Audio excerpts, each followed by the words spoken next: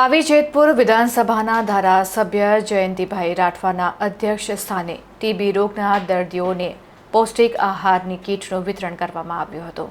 TB રોગના દર્દીઓ માટે સરકાર તરફથી મફતમાં નિદાન અને સારવાર આપવામાં આવે છે। તે ઉપરાંત જ્યાં સુધી દર્દીની સારવાર ચાલે ત્યાં સુધી પૌષ્ટિક આહારની ઉણપ નહીં રહે તેના માટે તેમના બેંક એકાઉન્ટમાં દર મહિને ₹500 જમા કરાવવા માટેની નિક્ષય પોષણ યોજના હેઠળ પૈસા પણ જમા કરવામાં આવે છે। આના સિવાય ટીબી રોગના દર્દીઓને સાજા થવા માટે પૌષ્ટિક આહારની જરૂર હોય છે।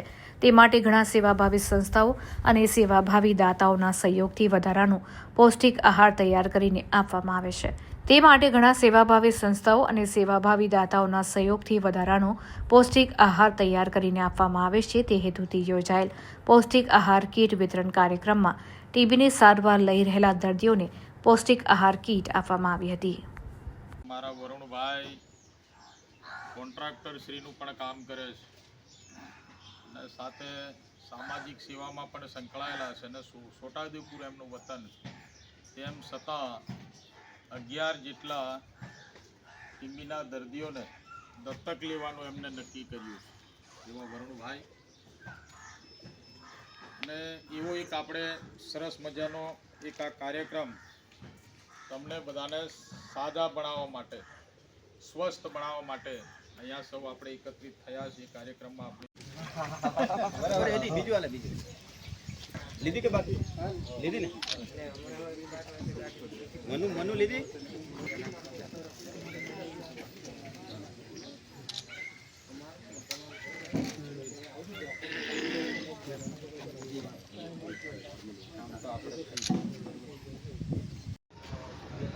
દેશના પ્રધાનમંત્રી શ્રી નરેન્દ્રભાઈ મોદી સાહેબનો જે સંકલ્પ છે કે 2025 સુધીમાં દેશમાં જે ટીબીના દર્દીઓ હોય એ દર્દીઓને ટીબી મુક્ત ભારત બનાવવા માટેનો જે એમનો સંકલ્પ છે એ સંકલ્પને સિદ્ધ કરવા માટે જે અમારા છોટાઉદેપુર જિલ્લાના ટીબી વિભાગના આરોગ્ય અધિકારીઓ દ્વારા અને ધારાસભ્યના સહયોગ દ્વારા પાનવડ ખાતેથી પાનવડના મારા સન્માનીય આદરણીય વેપારીઓને નિક્ષય મિત્ર બનાવીને એક સહયોગી બનાવીને મારા પોતાના મતક્ષેત્રમાં આવતા 138 વિધાનસભા ક્ષેત્રમાં અને પાનવડ વિસ્તારના CSC ને પબ્લિક હેલ્થ સેન્ટરમાં આવતા જે ટીબીના દર્દીઓ છે એને સહયોગી બનાવવા માટેને એમને 6 માસ સુધીનો જે કોર્સ છે એ કોર્સમાં પોષણયુક્ત આહારની કીટો